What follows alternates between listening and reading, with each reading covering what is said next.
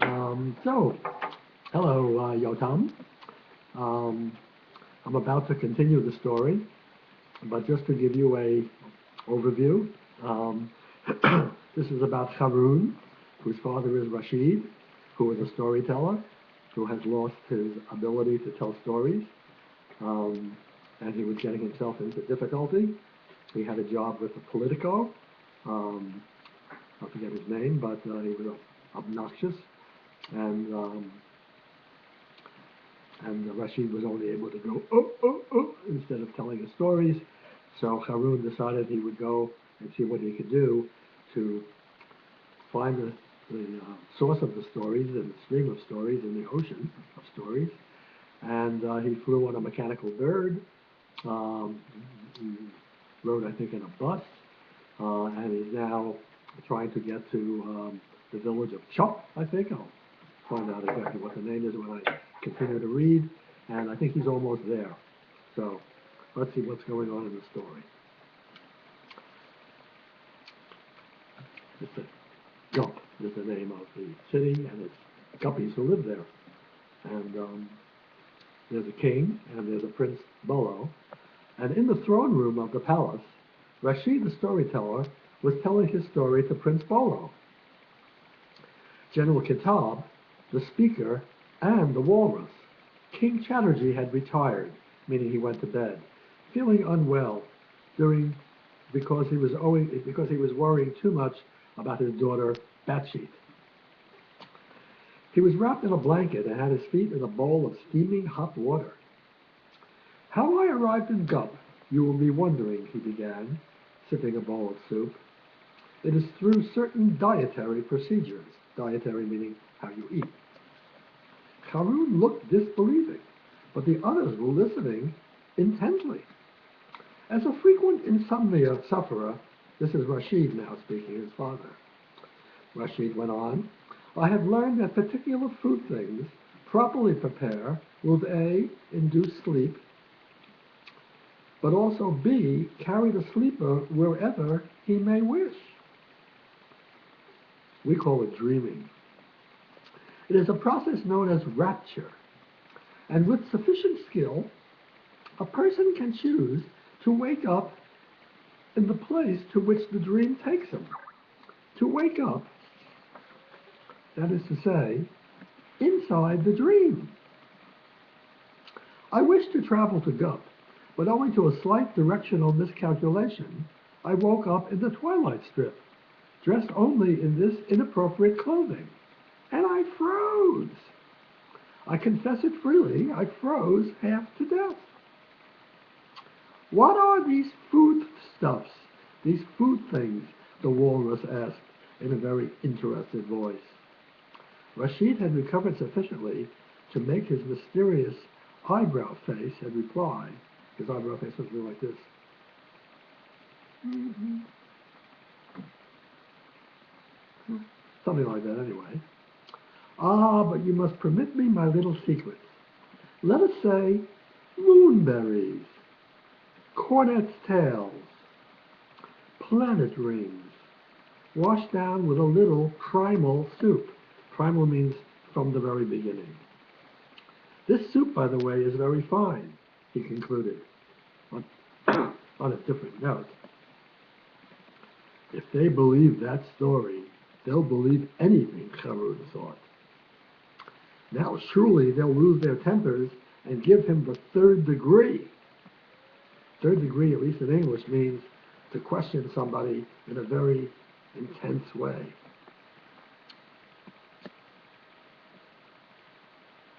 What actually happened was that Prince Bolo gave a loud, dashing, foolish laugh and thumped Rashid Khalifa on the back, making him blow soup out of his mouth.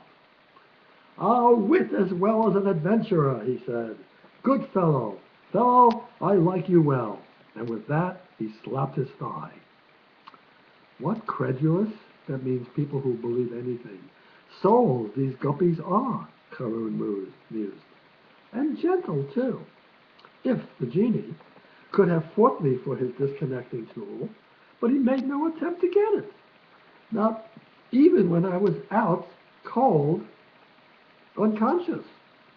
And if they would sentence a real spy to no more than 1,001 lines, then they are peaceful people indeed. But if they fight a war, if they have to fight a war, what then? They're completely hopeless, a lost cause. And here his thoughts tailed off because he had been on the verge of adding Khartoum should. Remember, he is the evil power. In the twilight strip, Rashid Khalifa was saying, I have seen bad things and heard worse. There is an encampment there of the Chupwala army. Remember, the Chupwala is a people not far from the Gups that threaten them. Such black tents wrapped in such a fanatical silence. Fanatic is like a person who has a wildly intense belief in their ideas, like terrorists. Because it's true, what you have heard rumors of, the land of Chup, has fallen under the power of the mystery of Bezaban, a cult of dumbness or muteness. Dumbness means inability to speak, or muteness, which is the same thing. Where am I? Whose followers swear vows of lifelong silence to show their devotion. Yes, as I moved stealthily, which means quietly, carefully, stealthily among the Chupwala's tents, I learned this. In the old days, the cult master, Khartoum Shud, preached hatred only towards stories and fancies and dreams. Fancies meaning things that people think. But now he has become more severe and opposes speech for any reason at all. In Chup City, the schools and law courts and theaters are all closed now, unable to operate because of the silence laws. And I heard it said that some wild devotees of the mystery work themselves up into great frenzies and sew their lips together with stout cord so that they die slowly of hunger and thirst because they can't eat or drink, sacrificing themselves for the love of Bezaban. So there's a rumor that these Chup people are acting like that, and they apparently are. But who or what is Bezaban? Harun burst out. You may all know, but I don't have a clue. Bezaban is a gigantic idol, Rashid told his son. It is a colossus carved out of black ice and stands at the heart of Khartoum Shud's fortress palace, the citadel of Chup. They say the idol has no tongue, but grins frightfully, showing its teeth, which are the size of houses.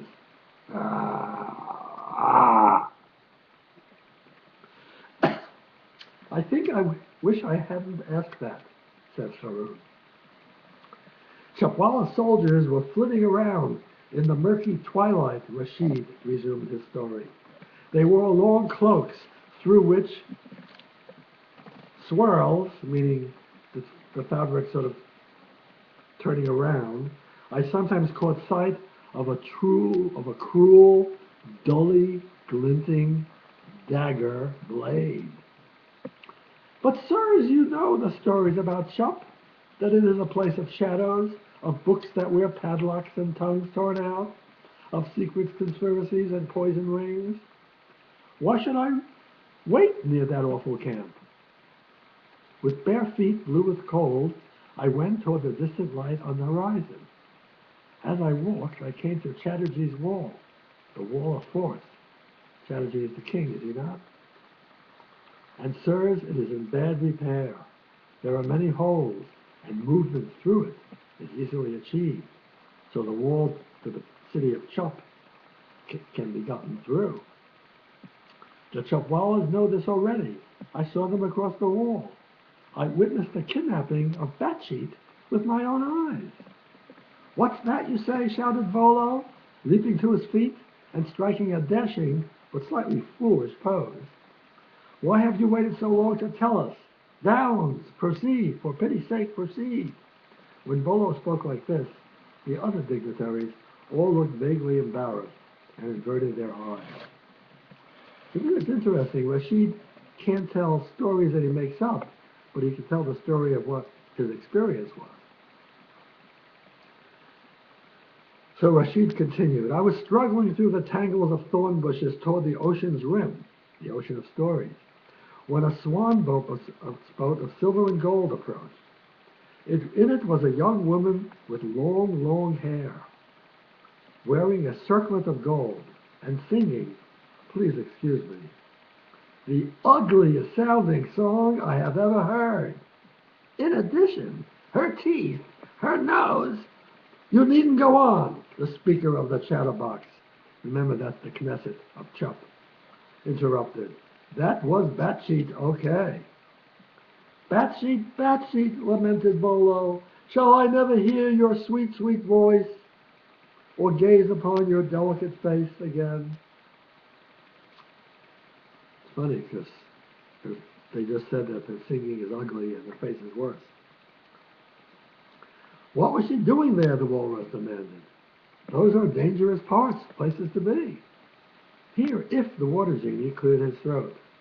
Sirs, he said, maybe you don't know it, but the young people of Gup do go into the twilight strip just occasionally. That is to say, sometimes. That is to say, most frequently. Living in the sunlight all the time, they wish to see the stars, the earth, the other moon shining in the sky. It is a daredevil thing to do. And always there was, they thought, Chatterjee's wall to protect them. That's like a wall around the old city in Jerusalem, or any walled city.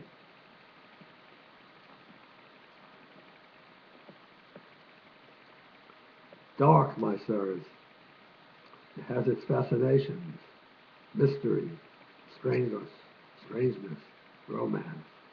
Dark, because young people are attracted to the dark, because it's always light in Gup. No, no, If cried in panic. 1,000 apologies. I take it back. No offense. Wait a minute. Romance? Prince Boal cried, drawing his sword. Foul water genie, shall I run you through? You dare to suggest that my Batsheet went there for love? No, no, If cried in panic. 1,000 apologies. I take it back. No offense, please. No need to worry on that score, Rashid quickly reassured Prince Bolo, who slowly replaced his sword in its scabbard. Scabbard is the place where you stick your sword or your knife. She was with her handmaidens and no one else. They were giggling about Chatterjee's wall, about wanting to go up to it and touch it. I want to know what it's like, this famous and invisible thing. I heard her say, if the eye can't see it, maybe the finger can feel, maybe the tongue can taste. The tongue can taste.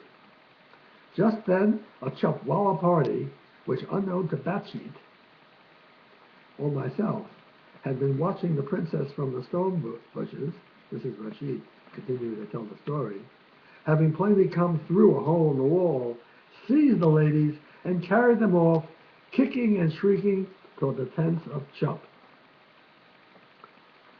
And what kind of man are you, sneered Prince Bolo rudely, that you stayed hidden and did nothing to save them from such a fate? The walrus, the speaker, and the general looked pained at this latest remark of the princess, and Karun got red in the face with rage. They insulted his father. That prince, how dare he whispered fiercely to If. If it weren't for that sword, I know, the water genie whispered back. Princes can get like that. But don't worry. We don't let him do anything important around here. What would you have preferred, Rashid answered Bolo with great dignity.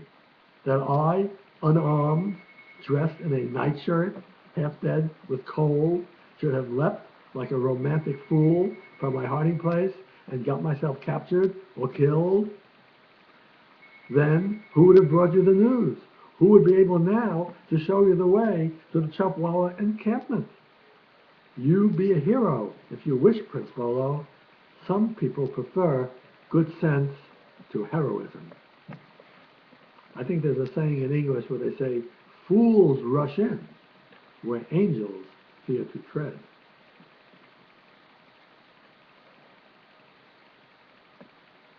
You should apologize, Bolo, the speaker murmured, and with much swaggering and scowling, the prince finally did so.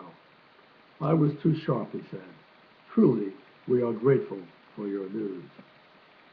There's one thing more, Rashid said. As the Chupwalla soldiers hauled the princess away, I heard them say a terrible thing. What thing? Bolo shouted, leaping about. If they insulted her. The great feast of Bezaban is coming soon, one of them said, answered Rashid. Why not on that day offer our idol, this guppy princess, as a sacrifice? We'll stitch up her lips, rename her the dumb princess. Dumb here means that you can't speak, not that you're stupid.